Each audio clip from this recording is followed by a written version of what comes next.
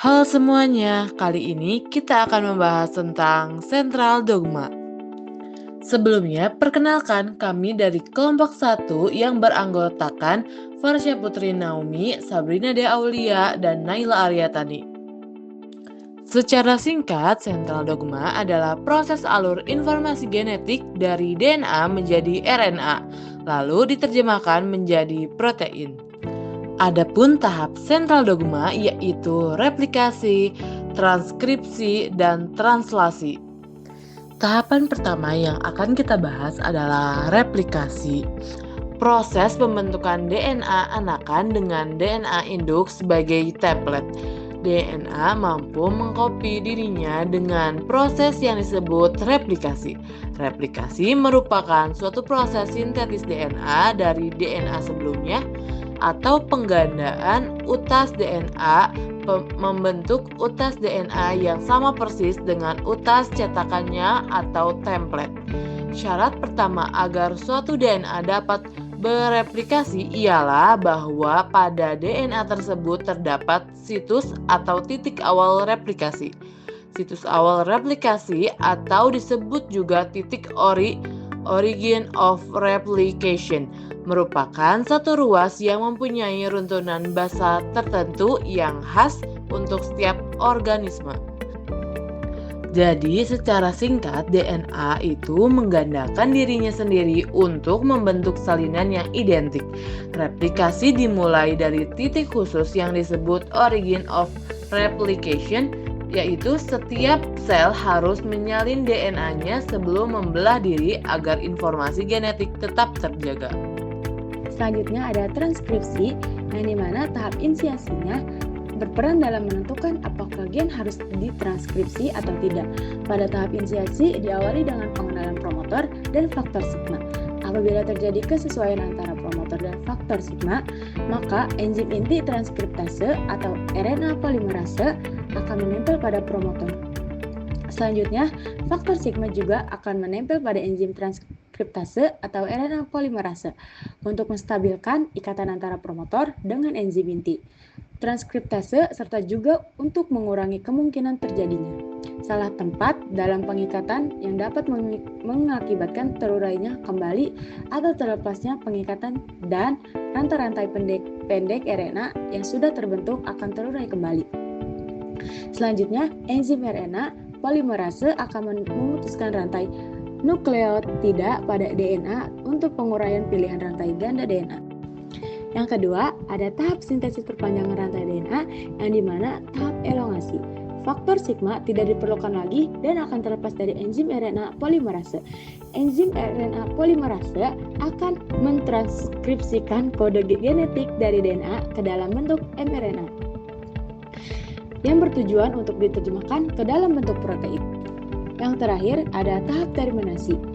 Pada tahapan terminasi ditandai dengan adanya ruas ulang balik DNA yang akan membentuk struktur jepit rambut pada RNA. Terminator akan memberikan sinyal pada enzim RNA polimerase untuk menghentikan proses transkripsi. Ada 3 jenis RNA yang terbentuk, yaitu 1.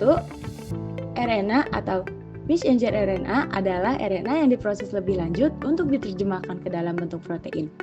Messenger berarti pembawa informasi genetik dari DNA. Yang kedua, ada tRNA atau transfer RNA adalah RNA yang membawa asam amino yang sesuai dengan kodon pada mRNA. Yang terakhir, ada rRNA atau ribosomal RNA adalah RNA yang akan membentuk ribosom yang berfungsi sebagai translasi kodon mRNA menjadi protein. Setelah proses transkripsi selesai, mRNA yang membawa salinan informasi genetik dari DNA keluar dari inti sel melalui pori-pori inti. Selanjutnya, mRNA menuju ke ribosom yang berada di sitoplasma. Di ribosom inilah mRNA akan dibaca dan digunakan sebagai panduan untuk menyusun asam amino menjadi rantai protein melalui proses translasi. Selanjutnya, translasi. Translasi adalah penerjemahan informasi dari mRNA untuk menjadi protein ke sintesis protein. translasi merupakan tahap terakhir dari proses transformasi DNA menjadi protein. Proses translasi merupakan sintesis protein dari mRNA. Nah, proses ini terjadi di sitoplasma sel, tepatnya pada organel sel ribosom. Proses translasi melibatkan beberapa komponen penting, yaitu ribosom dan tRNA. Ribosom sendiri merupakan tempat terjadinya sintesis protein. Di dalam ribosom ini terjadi pendaratan asam amino yang sesuai dengan kodon pada mRNA.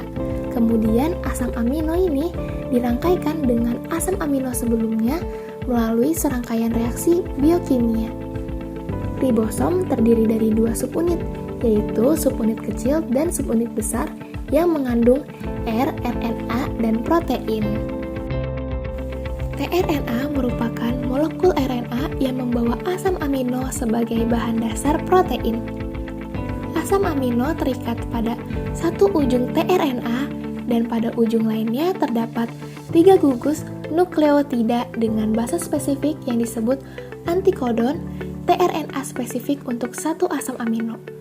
Antikodon ini merupakan komplement dari kodon yang ada pada mRNA, sehingga antikodon inilah yang membaca dan menentukan asam amino mana yang akan dirangkaikan selanjutnya.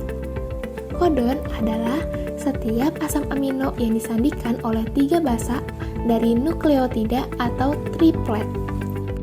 Selanjutnya, asam amino membentuk protein utuh.